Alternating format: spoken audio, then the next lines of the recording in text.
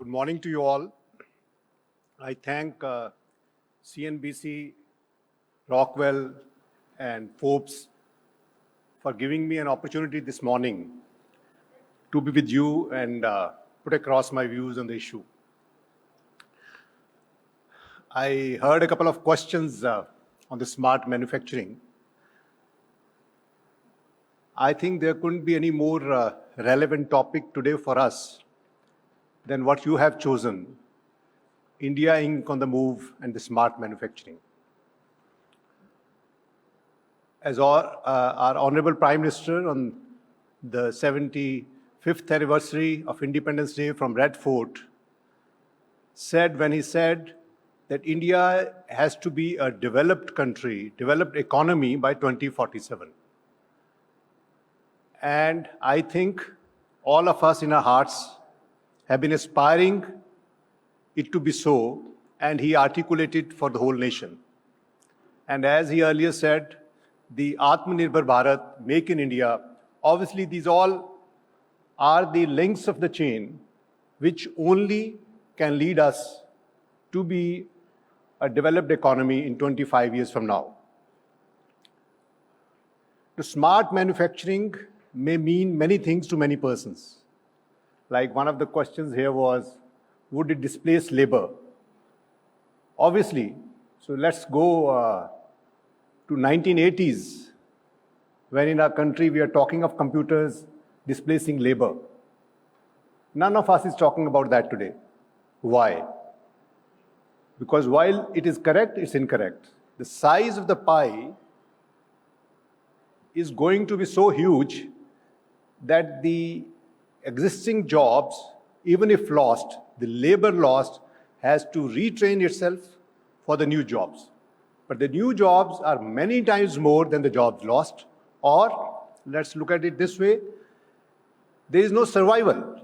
Now, when you're talking of smart manufacturing and when we are talking of India being advanced in 25 years from now, is there any other route? I don't think there is any. If Indian manufacturing has to survive, it has to be smart. So in common parlance, we have been saying Industry 4.0 as smart manufacturing. Now, Industry 4.0 in loose parlance is nothing but IT enabled. When Mr. Agarwal was talking of telematics, predictive maintenance, these are all sensors and IT. So we, all of us know, we have over the last 25 years or so, established a very strong footing in IT. And on the manufacturing side, over the last 4 decades, we have reached a tipping point.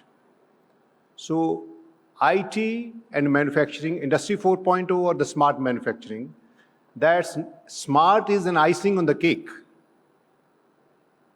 The icing cannot yield without the cake. So the cake is the manufacturing and IT is the icing. So that's the way I look at the whole scenario. If we compare our manufacturing size today with other major nations, as a manufacturing as a percentage of GDP, India is at 14%. China's manufacturing is 28% of its GDP. That their GDP is huge, you know it. But it's double in percentage terms. If we look at other advanced manufacturing nations, Germany, Japan, they are around 20%. Now, this has been the trend over the last 4 or 5 years, which I said, as per the World Bank data. Now, there were questions from the auto industry here. We know in last 4 decades, Indian auto industry in manufacturing has been the greatest success of all other components of manufacturing. Today, in Indian manufacturing, the Indian auto is about 35%, and along with capital goods industry in India, they comprise about half of Indian manufacturing. Let's look at where we are in terms of these 2 sectors, which are the core of manufacturing.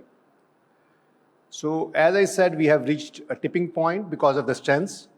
We have solid strengths today in technical capabilities in auto but limited to mass market, lower value, lower technology products.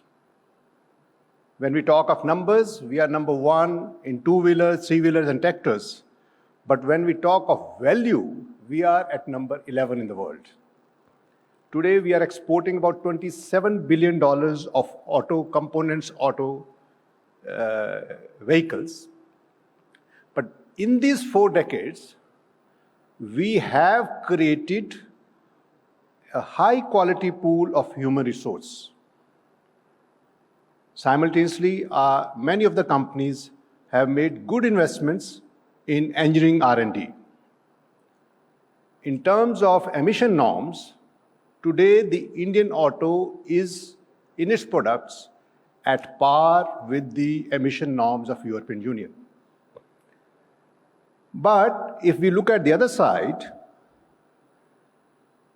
the advanced automotive technology products, globally, advanced automotive products, which is where we are talking of the smart manufacturing and the smart product.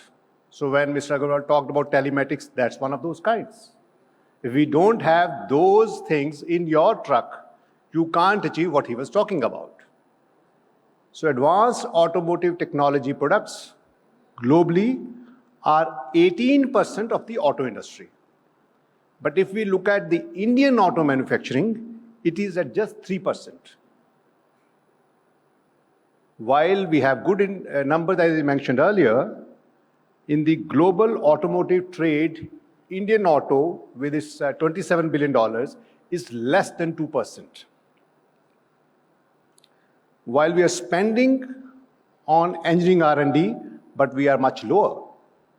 Ours is 0.8% as compared to the advanced economies spending 2 to 3% of their turnover or engineering R&D. And our engineering R&D is mostly on cost cutting and product development. They are not, I repeat, not on value addition or disruptive technologies. When we talk of the good, when I said the strength of our manpower in auto or in the capital goods or in the manufacturing, when we look at the high quality, the higher end, that's level 6 and above. Our industry does not find that manpower being available in our country. So there's a constraint. We have a lot of graduates. There's no dearth of graduates. But what the industry needs is beyond the academic qualification. And what the industry complains is low productivity of Indian manpower on technical side, thereby leading to the high costs.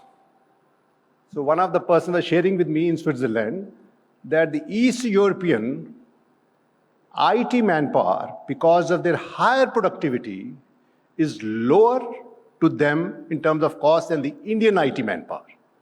So I'm talking of the IT here, mind it.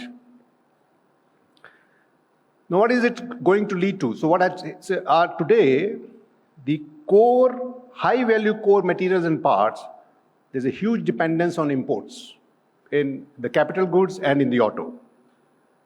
And also, reality is there's disinclination for upskilling and adoption of new concepts in manufacturing. That's why we say the smart manufacturing and Industry 4.0. No doubt we have large number of successes in our country. But if we look at the total manufacturing of the country and a percentage of that manufacturing which is smart, then we are not high. Now look at the likely future on the demand side, which is going to come across our country.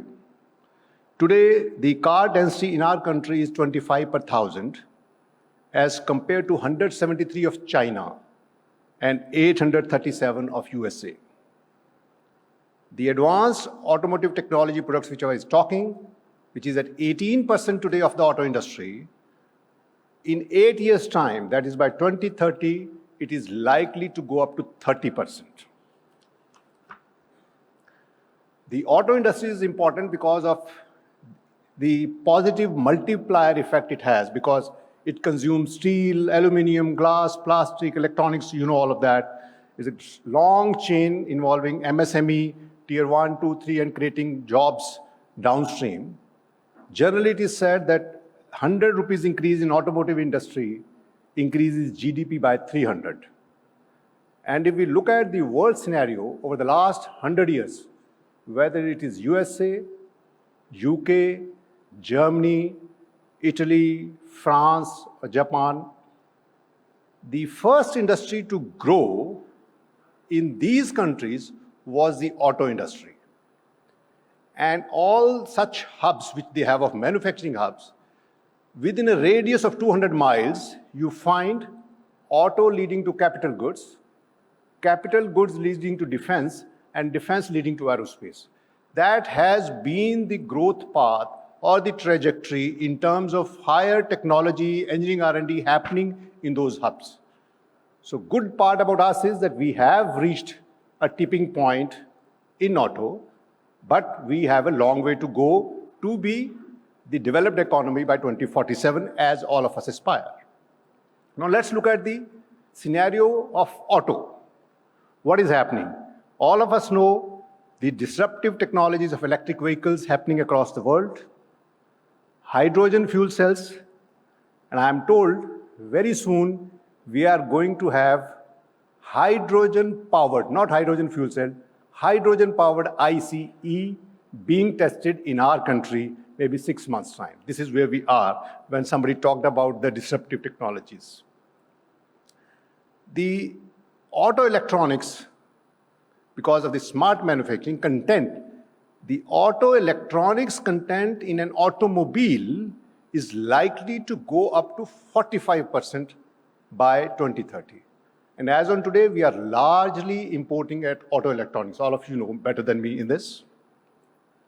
So we are lagging behind in the ecosystem which we require of smart manufacturing.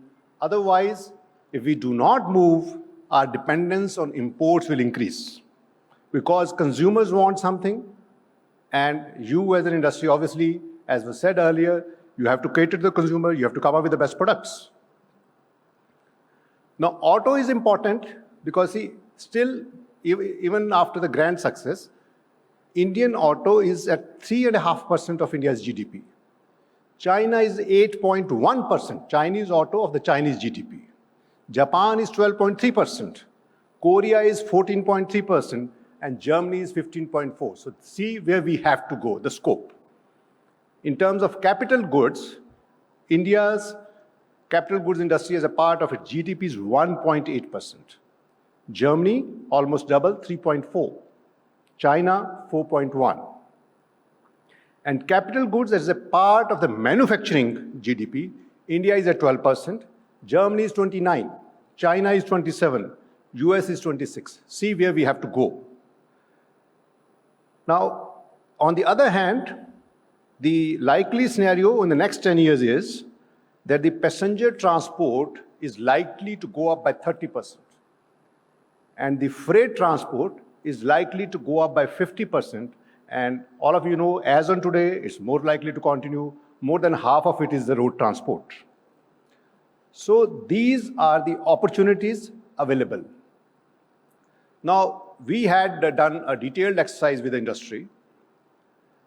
So today, the auto industry is about $100 billion, our size today. We have to achieve, and our industry is confident that we can, by 2030, it should go up to from 100 to 360 billions. And by 2047, it has to be 4 trillion. So as a percent of 3.5% of the GDP, we have to take it to 10%. And the global trade, which today is, I said, less than 2%, 1.98 to be precise, it has to go up to 5%. And exports from $27 billion have to go up to 1 trillion. This is the way forward of the auto in India. And if we look at capital goods industry way forward, today we are about $55.9 billion. In 25 years' time, we have to go more than 1 trillion. And as a percentage of our GDP from 1.9 to 3.5. Now this all, if you see the numbers, is not at all possible if it is not smart manufacturing. Like I mentioned earlier, look at the road we traveled from 1980 till 2022. So this is the road ahead. So we have to reach this size. Smart manufacturing is the only way forward.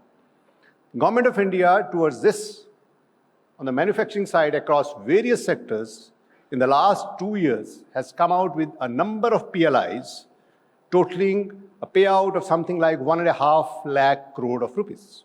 You know about it. In the auto, the PLI is more than 25,900 crores. Second PLI of the advanced chemistry cell, which our ministry is running, is 18,100 crores. Now, in this PLI, what the auto industry told us about their cost disabilities have been fully met with. So they said the fresh investment, if it is taking place in Southeast Asia, it is because the cost disabilities are particularly high in advanced automotive technologies, because we lack the ecosystem. So under this PLI, our payout is between 13 and 18%. Nobody could imagine. And now, in retrospect, everybody is saying, yes, that is fully answering the call of the day. Resultantly, while we targeted investment of 42,500 crores, I am very happy to tell here, after all the applications have been finalized, scrutinized, we have crossed all that. Now we are getting more than 1.5 times. That is 67,690 crores against 42,000. So that shows how keen the industry is. And this entire investment is from the companies in India. It's not FDI. That's very important. Now, we on the government side want to make this the best possible experience. So I have been telling my people, we must give the best what we expect as a consumer from the private sector. So you might have read last week, we have launched Application Programming Interface, API, for PLI in auto, by which each company's ERP system shall automatically transfer the data to the ministry portal. So no paper, you don't have to fill in the data. So the entire data of domestic value addition and other things will automatically come from you to us, and that will facilitate the price incentive being dispersed in a fastest possible manner and no questions asked. So I think nobody could aspire for anything better than that. So we are giving the best, and we expect you to do your best. Same is in case of PLI ACC, while our target was for 50 gigawatts, but I'm very happy to announce here, as per the reports from the people who are setting up industries, against the target of 50, we are going to get 98 gigawatts by 2025 of the advanced chemistry cells, and 163 gigawatts by 2030. This beyond anybody's imagination. That shows the response and the confidence you have today in the Indian economy. Now, to answer the other problem which I talked about, we have come out with a scheme enhancing global competitiveness of capital goods sector, in which we are giving, it's almost kind of a thing that you come up with a scheme or a project, we'll see how it fits in, rather than the other way around. The objectives are very clear. So in this, we are encouraging, and we have financed the projects of indigenous industrial robots, metal and plastic powdering machines for additive manufacturing, and what it has been talked about, the India versus global. Like we have given the projects here that the Indian road conditions require different kind of Indian automobiles in India. So we are giving money for the projects which are catering to the Indian road and traffic conditions, weather conditions, driving habits, and so on and so forth.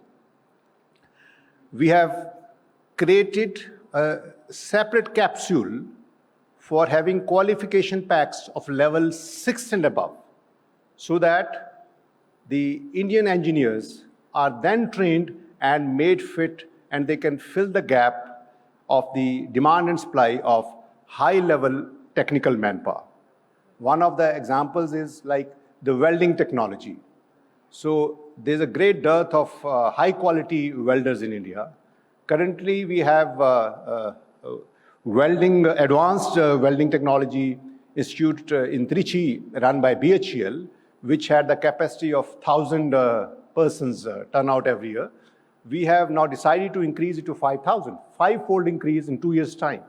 And it will be hub and spoke model so that we train people all across country, not merely in Trichy, and this gap is filled in. Now, another interesting aspect is when I talked about emissions, some of you, the ones who are in the construction equipment, came to me. Now, on-road construction equipment today has emission norms which are at par with the European standards. That has led the entire industry to manufacture the products of low emission norms. Since Indian manufacturing is on a greater volume, they are now able to export those products across the world because the value by larger volume production has come down in India. Now, they asked us that still off-road vehicles have the emission norms as before, because of which the industry is not graduating, and that's why the industry is not growing at the pace at which it is capable of. That's an interesting. So the industry wants a regulatory nudge from the government.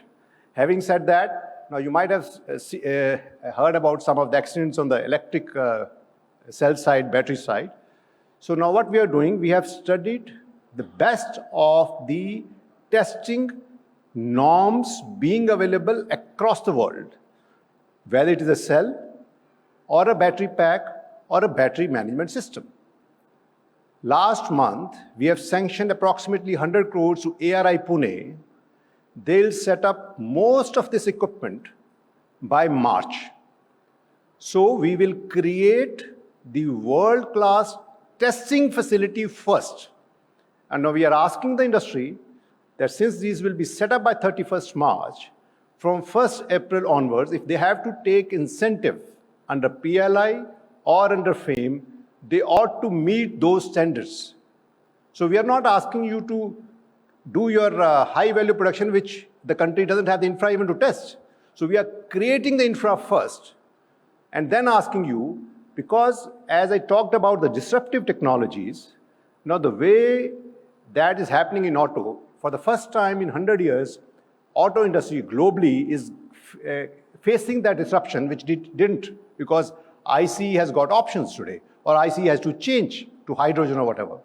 So what we are saying is, we must have the best quality manufacturing in our country, which meets the best standards globally. Then, because we are a huge market, obviously the cost of production in our country would be competitive for the global market. And that's how, with the domestic demand being met, the supply will be there, where we'll be able to export at competitive prices, because you can't export if your product is not of that level. So we are nudging the industry from that angle in a positive manner on the asking of the industry. And now I'm very hopeful that these kind of gatherings, the interaction and the willpower as has come out from the response to the PLIs I talked about, India Inc. is actually on the move. We are for the smart manufacturing, and there is no reason why you people shall not achieve India to be advanced, developed economy by 2047. Thank you.